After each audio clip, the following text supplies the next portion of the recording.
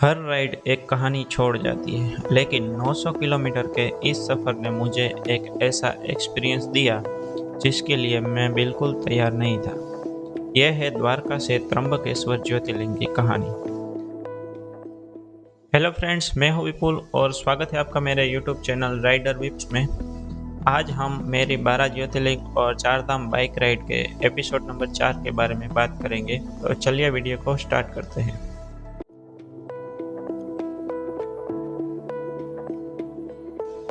दोपहर के ठीक 2 बजे थे।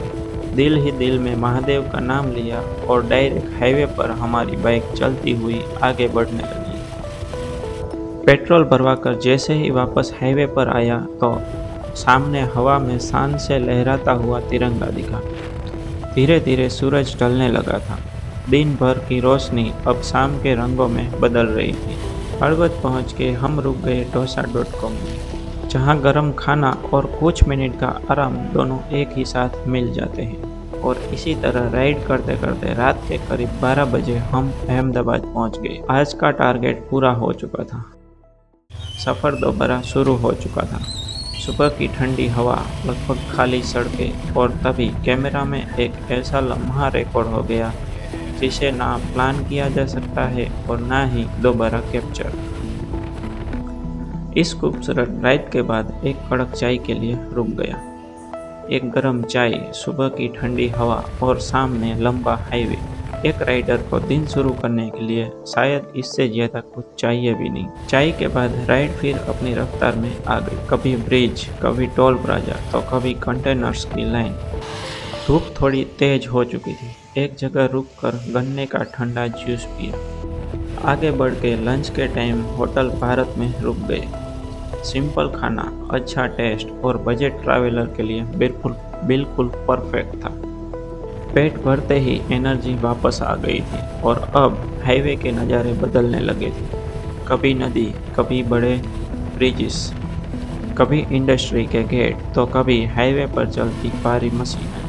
हर कुछ किलोमीटर बाद लग रहा था जैसे गुजरात अपना एक नया रूप दिखा रहा हो।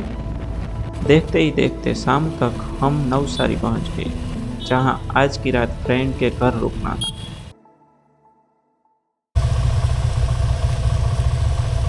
अभी हम नवसारी से निकल चुके हैं और अब हमें यहाँ से जाना है त्र्यंबकेश्वर ज्योतिर्लिंग, जो यहाँ से 200 किलोमीटर है और 4 घंटे का रास्ता दिखा रहा है। अभी मुश्किल से कुछ ही किलोमीटर चले कि अचानक बाइक का फ्यूज़ उड़ गया। उस पल थोड़ी सी टेंशन जरूर हुई, लेकिन टूल किट निकाली, फ्यूज़ बदला, थोड़ी देर की मेहनत लगी और आखिरकार बाइक फिर से स्टार्ट हो गई। लगभग आधे घंटे के बाद हम फिर से रोड पर थे और सूरज भी पूरी तरह निकल चुका था। ये देखो सामने खूबसूरत सा सनराइज होते हुए दिख रहा है और ये ब्यूटीफुल सा 6 लेन हाईवे। सूरज की रोशनी सीधी नदी पर पड़ रही थी। कुछ नज़ारे कैमरे में नहीं, सीधा यादों में रिकॉर्ड हो जाते। राइड फिर से अपनी रफ्तार पकड़ चुकी थी। हाईवे पर थोड़ा आगे बढ़े तो एक बोर्ड दिखा, सापुतारा 72 किलोमीटर। दोनों तरफ हरियाली और रोड धीरे धीरे पहाड़ों की तरफ बढ़ रही थी। जैसे जैसे हम आगे बढ़ते गए, हरियाली अचानक गायब होने लगी। हरे पेड़ अब सूखे पेड़ों में बदल चुके थे और फिर एक जगह दूर तक सिर्फ कटे हुए पेड़ ही दिख रहे थे।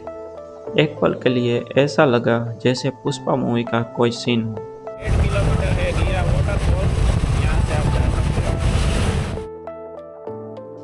अब तक पहाड़ों का रंग भी बदल चुका था और थोड़ा आगे बढ़ते ही नेचर ने एक ऐसा नज़ारा दिखाया जिसे देखकर दिमाग में सवाल चलने लगा। पूरा रिवर बेड सूखा पड़ा था। उस वक्त बस एक ही बात सोच रहा था कि बरसात के दिनों में यह जगह कितनी खूबसूरत लगती होगी। ये देखो मेरे पीछे पूरा सब, यहाँ पर अभी बारिश नहीं है तो पेड़ सब सूख चुके हैं, यहाँ पे पानी नहीं है। नदी भी देखो पूरा खाली है। थोड़ी देर के लिए बाइक साइड में लगाई, कुछ फोटोज क्लिक किए। बाइक, सूखे पहाड़ और बिल्कुल खामोश नेचर। ये तीनों मिलकर एक अलग ही फ्रेम बना रहे थे। फोटोज लेने के बाद फिर से हेलमेट पहना और सापुतारा के घाट चढ़ना शुरू कर दिए। सापुतारा से कुछ ही किलोमीटर आगे दूर तक सूखे पहाड़ दिख रहे थे, लेकिन उन पहाड़ों के बीच से कई जगह पर धुआं उठ रहा था। दूर से देखकर लग रहा है जैसे पहाड़ अंदर ही अंदर सुलग रहे हैं। हम फिर से बाइक पर बैठे और रास्ते ने अपना असली रूप दिखाया, जहां शुरू हुआ हेवी रोड कंस्ट्रक्शन।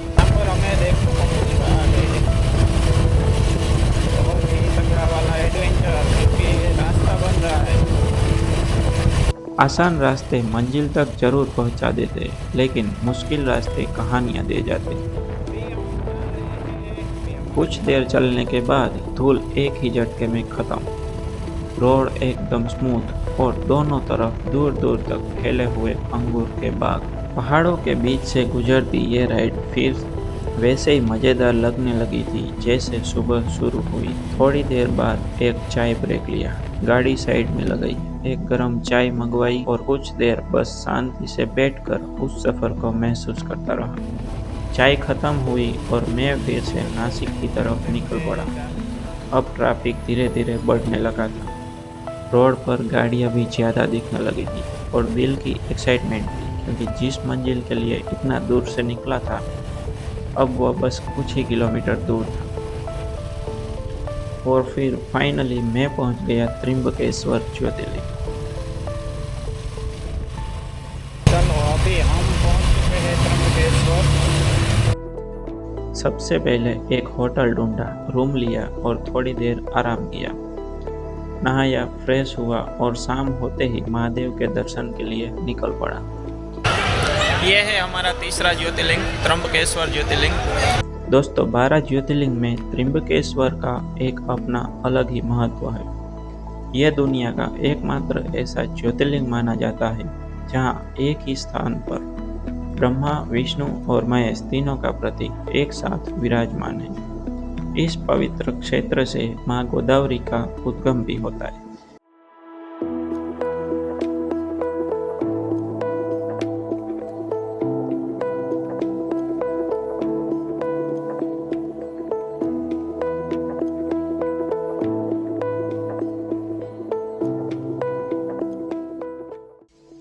दर्शन पूरे हुए, मन एकदम शांत था, लेकिन मुझे नहीं पता था कि मंदिर से निकलते ही रास्ते में एक और अद्भुत सरप्राइज मेरा इंतजार कर रहा है। अभी हम मंदिर के अंदर दर्शन करके आ चुके हैं। जब त्र्यंबकेश्वर की गलियों से निकला तब देखा कि आज रामनवमी का उत्सव है। पूरा त्र्यंबकेश्वर जश्न में डूबा हुआ था। कुछ लोग सड़क पर अपने हाथों से रंगोली बना रहे थे, आगे ढोल और ताशों की गूंज थी और बीच में छोटे छोटे बच्चे खुशी से नाच रहे थे।